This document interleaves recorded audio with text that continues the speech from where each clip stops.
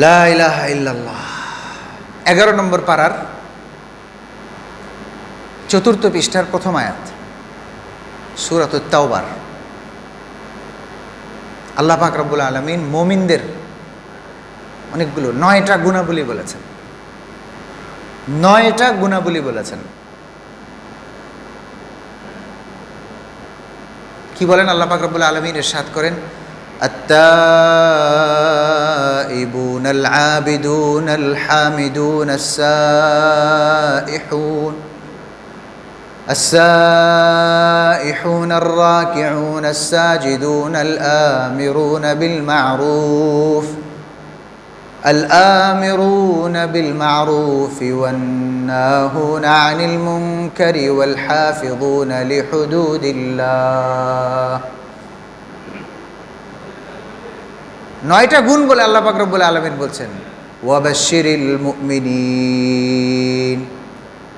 9টা গুণ বলেছেন আল্লাহ পাক রব্বুল আলামিন, একটা না, 9টা গুণ বলে আল্লাহ পাক বলছেন মুমিনদেরকে আপনি সুসংবাদ দেন, এদেরকে আপনি সুসংবাদ দেন, এরা মুমিন। আমরা আজকে গুণগুলি গণি ইনশাআল্লাহ। 1 নম্বর গুণ আত্তাইবুন, তওবাকারী হইতে হবে। তওবাকারী হইতে হবে। আমি মুখে লা ইলাহা ইল্লাল্লাহ বললাম, মনে মোটামুটি বিশ্বাস রাখি আল্লাহ এক, তার কোনো শরীক নাই, কিন্তু আমার দ্বারা গুনাহ হয়ে যাচ্ছে, আমি হোঁচট খেয়ে আমার দ্বারা গুনাহ হয়ে যায়।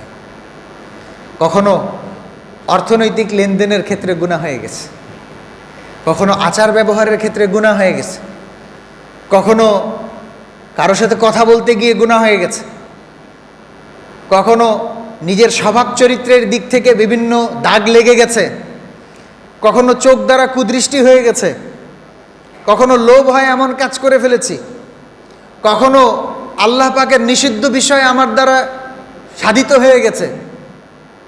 আল্লাহ পাক হারাম করেছিলেন, মা বাপের নাফরমানি করতে নিষেধ করেছিলেন, হয়ে গেছে। মিথ্যা কথা বলতে নিষেধ করেছিলেন, হয়ে গেছে। মদ পান করতে নিষেধ করেছিলেন, হয়ে গেছে। সুদি কারবার করতে নিষেধ করেছিলেন, সুদি কারবারি যারা করে তাদের বিরুদ্ধে যুদ্ধ ঘোষণা করেছিলেন, কিন্তু আমার দ্বারা একটু হয়ে গেছে।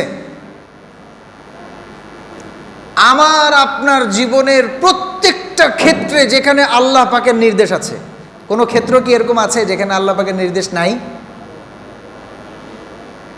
সমস্যাটা কোন জায়গায়? সমস্যাটা এই জায়গায় যে আমরা যত আদমশুমারিতে মুসলমান আছি, আমরা ঈমান এবং ইসলামকে সীমাবদ্ধ করেছি নামাজের সাথে, আমরা ঈমান এবং ইসলামের সম্পর্ক করেছি রোজার সাথে, আমরা ঈমান এবং ইসলামের সম্পর্ক করেছি হজের সাথে, ঈমান এবং ইসলামের সম্পর্ক করেছি যাকাতের সাথে। নামাজ পড়ি, হজ করি, রোজা রাখি, যাকাত দেই, কিন্তু মিথ্যা কথা বলি, কিন্তু বড় ভাই ছোট ভাইকে ঠকাই, কিন্তু ভাই বোনকে অধিকার দেই না, মা বাবা সন্তানের অধিকার দেয় না, সন্তান মা বাবার অধিকার আদায় করে না, অর্থনৈতিকভাবে বিভিন্ন অপরাধে লিপ্ত, সামাজিকভাবে বিভিন্ন রকম অনৈতিক কাজের মধ্যে লিপ্ত, হারাম হালালের বাছবিচার করি না, কিন্তু কি নামাজ পড়ি, মাঝে মধ্যে নামাজ পড়ি, রমজান মাস আসলে রোজা রাখি, আল্লাহর ভয়ে একটু যাকাত দেই, আবার একটু হজের একটু সামর্থ্য হইলে হজেও যাই, সব করি। কিন্তু আমি আমার লাইফের অন্যান্য জায়গার মধ্যে আল্লাহর যে বিধানগুলো আছে সেই বিধানগুলো পালন করার ক্ষেত্রে আমি বড়ই দুর্বল। আপনারা আশ্চর্য হবেন, আজিমপুরেরই একজন খতিবের কাছ থেকে আমি শুনেছিলাম, এই আজিমপুর এলাকারই একজন খতিবের কাছ থেকে শুনেছি যে বাইতুল্লাহর চত্বরে বসে একজন কাউন্সিলর, বাংলাদেশের একজন কাউন্সিলর, বাইতুল্লাহর চত্বরে বসে ফোন করে মিরপুর এলাকার কাউন্সিলর ফোন করে খবর নিচ্ছে গার্মেন্টসের লোক মালিক 10 লাখ টাকা চাঁদা দিয়েছিল কিনা, ওটা দিতে দেরি করেছে, বাইতুল্লাহর চত্বরে বসে গালিগালাজ করতেছে। এ লোক যদি কিয়ামত পর্যন্ত হজ করে লাভ হবে। এই লোক যদি কিয়ামত পর্যন্ত রোজা রাখে আর এই কাজ করে, লাভ হবে? হে, সমস্যা হইলে এই জায়গার মতো। আমরা ঈমান বলতে বুঝি এই টুপি লাগানো আর এই জুব্বা পরা। আমরা ঈমান বলতে বুঝি নামাজ পড়া, রোজা রাখা, হজ করা, যাকাত দেওয়া। ঈমান বলতে আমরা এটা বুঝি না যে আমাকে আমার অর্থনৈতিক লেনদেনে স্বচ্ছতা আনতে হবে। আমি দেশি কাপড়কে পাকিস্তানি কাপড় বলে চালাইতে পারবো না। এটা তো মার্কেট এলাকা, অনেকে আবার কষ্ট পেতে পারেন, কষ্ট পাবেন না। এটা হক কথা কিনা? এই সততা আমাদের মধ্যে আসতে হবে কিনা বলেন? যদি বলেন দরকার নেই, তাহলে এটা আর আলোচনা করব না। দরকার আছে, এটা আলোচনা করতে হবে। ডাক্তার সাহেব যদি চিন্তা করে যে আমি যদি রুগীকে বলি যে আপনার হার্টে 5টা ব্লক ধরা পড়েছে, প্রত্যেকটা ব্লক 99% ব্লক, তাহলে তো আমার রুগীর মন খারাপ হয়ে যাবে। যাক, রুগীর মন খারাপ করার দরকার নেই, বললাম আপনি কোন সুস্থ আছেন। তাহলে এই ডাক্তার কি ডাক্তার? এটাকে চিকিৎসক বলা হবে না, এ তো মানুষকে মারার ফোন দিয়ে এটেছে। এই জন্য হক কথাগুলো যখন হবে কোরআন সুন্নাহর আলোকে আমি বলার চেষ্টা করব, কাউকে প্রতিপক্ষ না বানিয়ে। আল্লাহ পাক বক্তা শ্রোতা নির্বিশেষে ওই হক কথাগুলো গ্রহণ করার তৌফিক দান করেন। তাহলে মোহতারাম হাজরিন, একটা জিনিস বুঝতে হবে যে ঈমান বলতে শুধুমাত্র এই নামাজ, রোজা, হজ, যাকাতের নাম না।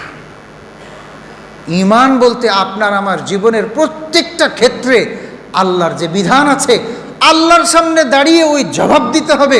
ওই মন মানসিকতা রেখে গুনাহকে আমি ছাড়বো কেন? আমি মুমিন। নেক কাজ করব কেন?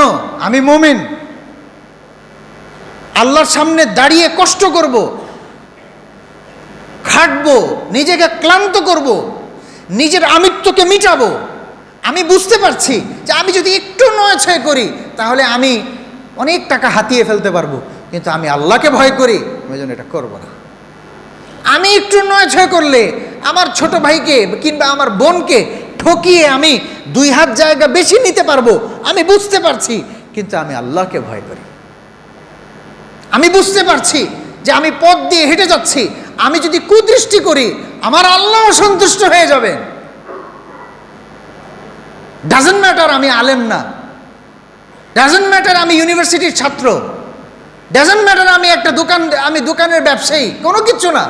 আরে ভাই, আলেমই আল্লাহর কাছে গ্রহণযোগ্য, আর ইউনিভার্সিটির ছাত্র গ্রহণযোগ্য না, দোকানের ব্যবসায়ী গ্রহণযোগ্য না। কোথায় এসেছে এটা? আল্লাহর কাছে প্রিয় কারো ভিতর যদি তাকওয়া থাকে আর সে যদি রিক্সা চালায়, সে আল্লাহর কাছে অনেক দামি, লক্ষ লক্ষ আলেমের চেয়ে। ওই আলেম, যে আলেম নিজের এলেম অনুযায়ী আমল করে না, তার চাইতে ওই রিক্সাওয়ালা ভালো, যে রিক্সাওয়ালা আল্লাহকে ভয় করে খেটে খায়, ঘাম জড়ায়, তার উপার্জন করে, আর সে সুদি কারবারে লিপ্ত হয় না, মিথ্যা কথা বলে না, হারামের মধ্যে চলে না। এটা হলো মুমিন। আল্লাহ পাক বলেন আত্তাইবুন, তাওবাকারী হইতে হবে। ভুল হয়ে যেতে পারে, সাথে সাথে আল্লাহর কাছে সারেন্ডার, আল্লাহ ভুল হয়ে গেছে। আল আবিদুন, আল্লাহর ইবাদতের মধ্যে সিনসিয়ার হইতে হবে। আল্লাহর ইবাদতের মধ্যে সিনসিয়ার হইতে হবে, পাংচুয়াল হইতে হবে, প্রত্যেকটা ইবাদতকে সঠিকভাবে আদায় করতে হবে। আস-সাইহুন, দুনিয়া ঘুরে ট্যুরিজম করলে হবে না যে চলো ব্যাংককে যাই, থাইল্যান্ডে যাই, বরং দুনিয়া ঘুরে আল্লাহর মানুষের সাথে বিভিন্ন যুগে যে ব্যবহার ছিল সেই ব্যবহারকে দেখো এবং শিক্ষা অর্জন করো। এই কাজ করতে হবে। আজকে তো আমরা মিডিয়ার মাধ্যমে দুনিয়াকে দেখতে পাই যে পুরো বিশ্বের অমুসলিম শক্তি একটা বসতি, একটা জনপদকে মুসলমান থেকে অধিগ্রহণ করার জন্য, একবার করার জন্য এবং মুসলমানকে সেখান থেকে মিটিয়ে দেওয়ার জন্য যার পর্যায়ে চেষ্টা করে গুলি করছে, বোমা বারুদ ফেলছে, বিভিন্ন বোমা ছাড়ছে, বিভিন্ন কেমিক্যালের বোমা ছাড়ছে, বিভিন্ন রকম সর্বনাশী, মানুষকে ধ্বংস করার মতো সব কিছু করছে। একজন দুইজন, একটা দুইটা রাষ্ট্র, একটা দুইটা সৈন্য, একটা দুইটা অস্ত্র। আল্লাহ দেখাচ্ছেন এক কোণ হবে, আল্লাহর একটা কোণ হবে, তো লস অ্যাঞ্জেলেসের মতো বড় জনবসতি, হাজারো লক্ষ কোটি কোটি টাকার জনবসতি, যেখানে ফায়ার সার্ভিসের ব্যবস্থা আছে, যেখানে ক্রুরা আছে, যেখানে অ্যাম্বুলেন্স আছে, যেখানে এয়ার অ্যাম্বুলেন্স আছে, যেখানে পুলিশ আছে, যেখানে রেস্কিউ টিম আছে, সব ব্যবস্থাপনা আছে, পৃথিবীর সবচেয়ে উন্নত জায়গা, আল্লাহর একটা কোন হয়েছে, তো এটা জ্বলে পুড়ে ছাই হয়ে গেছে। আল্লাহর কুদরত, ও এক আল্লাহ, আমি ওই এক আল্লাহর কুদরত দেখবো দুনিয়াতে, আর কিছু না। আপনি যান আমেরিকায় যান, কোনো সমস্যা নেই, আল্লাহর কুদরত দেখার জন্য যান। আর রাকিউন, রুকুকারী, আর সাজিদুন, সাজদাকারী, আর কি আল আমিরুনা বিল আল হামিদুন, আল্লাহর প্রশংসাকারী, আল আমিরুনা বিল মারুফ, সৎ কাজের আদেশকারী, অসৎ কাজ থেকে নিষেধকারী। 8 নম্বর হচ্ছে অসৎ কাজ থেকে নিষেধকারী। 9 নম্বর সর্বশেষ পয়েন্ট, আল হাফিযুনা লিহুদুদিল্লাহ, আল্লাহর সীমা রেখা রক্ষা করে যে চলে সে। এই 9টা গুণ এরকম যে এই 9টা গুণ প্রত্যেকটা ইমানদারের ভিতর থাকতে হবে। একটা গুণ যদি ছুটে যায়, একটা গুণ ছুটে গেলেই সে আর ওই ক্রাইটেরিয়ার মধ্যে পড়বে না। আল্লাহ পাক এই 9টা গুণ বলে বলছেন, ওয়াবাশশিরিল মুমিনিন, হে নবী আপনি মুমিনদেরকে সুসংবাদ দান করেন। তো এই 9টা গুণ আমরা অর্জন করব তো ইনশাআল্লাহ। আল্লাহ পাক রব্বুল আলামিন আমাদেরকে কোরআনে পাকের যে আয়াত 3টা তেলাওয়াত করেছি, একটা হচ্ছে সূরা হুজুরাতের 17 নম্বর আয়াত, আরেকটা তেলাওয়াত করেছি সূরা বাকারার 207 নম্বর আয়াত, আরেকটা তেলাওয়াত করেছি সূরা আলে ইমরানের সূরাতুত তাওবার 4 নম্বর পৃষ্ঠার প্রথম আয়াত, যেটা আত-তাইবুন আল আবিদুন, এই আয়াত, এই 3টা আয়াত। আর হাদিসে পাকের ভান্ডারের মধ্যে কোরআনে মাজিদে যেরকম সূরা ফাতিহা আছে, হাদিসের ভান্ডারে একটা হাদিস আছে, যে হাদিসকে বলা হয় এটা সূরা ফাতিহার মতো। সেটা কি? যে হাদিসটা নিয়ে আমরা আলোচনা করেছি, মুসলিম শরীফের 8 নম্বর হাদিস, মুসলিম শরীফের 8 নম্বর হাদিস, হযরত ওমর ইবনুল খাত্তাব রাদিয়াল্লাহু আনহু থেকে হাদিসটি বর্ণিত। এই হাদিসের সার নির্যাসের উপর আমাদের প্রত্যেককে আমল করার, আমাদেরকে এই মানদণ্ডে উত্তীর্ণ হওয়ার আল্লাহ পাক রব্বুল আলামিন তৌফিক দান করেন। রব্বানা লা তুআখিযনা ইন নাসিনা ওয়া আখতানা ওয়া আখিরু দাওয়ানা আলহামদুলিল্লাহি রাব্বিল আলামিন।